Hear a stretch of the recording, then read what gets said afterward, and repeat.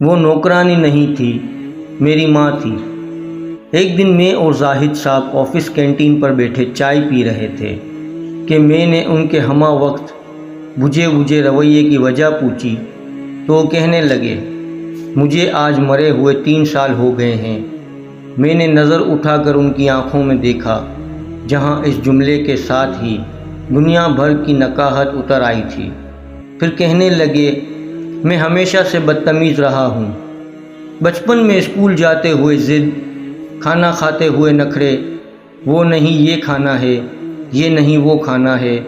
مجھے نہیں یاد کہ 5ویں کلاس تک میں نے اپنے ہاتھ سے نہایا یا کھانا کھایا، کپڑے پہنے یا جوتوں کے تسمے بند کیے ہوں۔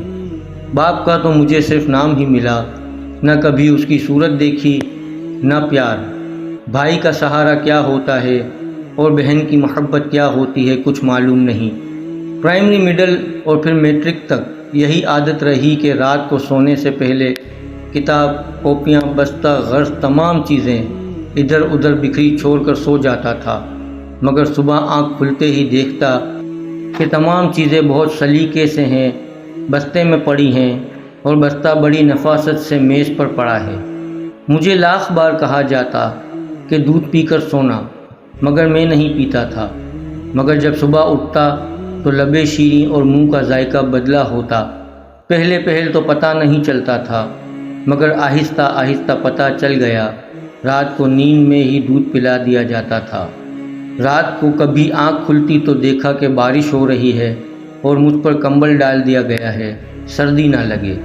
مجھے ہمیشہ گھر میں 2 چیزوں سے ہی چڑ رہی ہے، 11 سے 13 گھنٹے تک ہاتھ سے چلائی جانے والی سلائی مشین سے، اور دوسری روٹی کے کناروں سے کہ ان پر اکثر گھی لگنے سے رہ جاتا تھا۔ اگر روٹی کے سوکھے ٹکڑے جو میں اتار دیتا تھا، نہ تو کبھی گھر سے باہر فروخت ہوتے دیکھے اور نہ ہی ان کو پورا دان میں کبھی نظر آئے۔ اور جب بھی مجھے پیسے چاہیے ہوتے تو میں اسی سلائی مشین کا رخ کرتا ہے جس سے مجھے چڑ تھی۔ جب بھی مجھے کبھی معمول سے ہٹ کر زیادہ پیسوں کی ضرورت ہوتی ہے تو دیکھتا کہ گھر میں سلائی مشین کے چلنے کا دورانیہ 16 گھنٹے تک جا پہنچا ہے۔ مجھے یاد ہے کہ کالج میں داخلے کے وقت مجھے 1500 روپے چاہیے تھا۔ میں نے گھر آ کر بتا دیا۔ اسی رات کو 2 بجے کے قریب جب میری آنکھ کھلی تو گھر کے برآمدے میں کچھ کھٹپٹ ہوتی محسوس ہوئی۔ ذرا مزید غور کرنے پر یہ بھی محسوس ہوا کہ جیسے کوئی گھٹی گھٹی سسکیوں کے ساتھ رو رہا ہو۔ چپکے سے برآمدے میں جا کر دیکھا تو موٹے شیشے کا چشمہ لگائے میری ماں جانے کب مشین میں دھاگا ڈالنے کی مسلسل کوشش کر رہی ہے اور ساتھ ساتھ آنسو بھی گر رہے ہیں۔ میں نے پوچھا، کیا کر رہی ہو ماں؟ ماں نے چونک کر میری طرف دیکھا اور جلدی سے آنسو صاف کرتے ہوئے اور چہرے پر مسکراہٹ سجاتے ہوئے بالکل صاف آواز میں کہنے لگی کہ وہ سامنے والے سریا کے بھائی کی شادی ہے تو اس نے کہا صبح تک 2 سوٹ سلائی کر دو، اس لیے بیٹھی ہوں، لیکن دھاگا سوئی میں نہیں ڈل رہا۔ اس دن مجھے ماں کی حالت اور آنسو دیکھ کر احساس ہوا کہ مجھے کوئی چھوٹا موٹا کام کرنا چاہیے۔ میں مناسب کام بھی ڈھونڈتا رہا اور پڑھتا بھی رہا۔ ادھر FA مکمل ہوا اور ادھر کام مل گیا۔ میں نے گھر جا کر ماں کو بتایا تو خوشی سے نہال ہو گئی۔ فوری شکر پارے لا کر محلے میں بانٹے۔ ایک دن میں کام سے گھر آ کر لیٹ گیا۔ تھوڑی تھکاوٹ ہو رہی تھی، پاؤں چارپائی سے لٹکاتے ہوئے سو گیا۔ جب اٹھا تو دیکھا کہ خلاف معمول آج نہ جوتے میرے پاؤں میں سے اترے تھے اور نہ ہی کھانا بنا تھا۔ ماں کو آواز دی، ماں ماں ماں، اٹھو، بھوک لگی ہے۔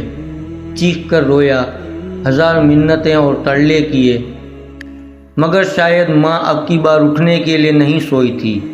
ماں کے بعد وہ گھر بھی چھوڑ دیا، قبرستان لگتا تھا۔ ادھر دیار غیر میں آ کر اتنا سارا کام خود کرتا ہوں تو سوچتا ہوں کہ میں نے کبھی جس کی خدمت نہ کی اور نہ کبھی اس کو آسائش و سکون دیا، وہ میری ماں تھی، نوکرانی نہیں تھی۔ یہ کہتے ہوئے زائد کے دو موٹے موٹے آنسو رخساروں پر بہہ گئے۔ اللہ تعالیٰ جس کے والدین حیات ہیں سب کے والدین کو ایمان و صحت کے ساتھ خوش رکھے، اور جن کے والدین وفات پا گئے اللہ تعالیٰ ان سب کو صبر دے اور ان کے والدین کی مغفرت فرمائے، آمین۔ ویڈیو پسند آئی ہو تو لائک اور شیئر ضرور کیجیے گا۔ چینل پر اگر نئے ہیں تو سبسکرائب کر کے بیل نوٹیفیکیشن آن کر لیں تاکہ آنے والی ہر نئی ویڈیو آپ تک سب سے پہلے پہنچے۔ شکریہ۔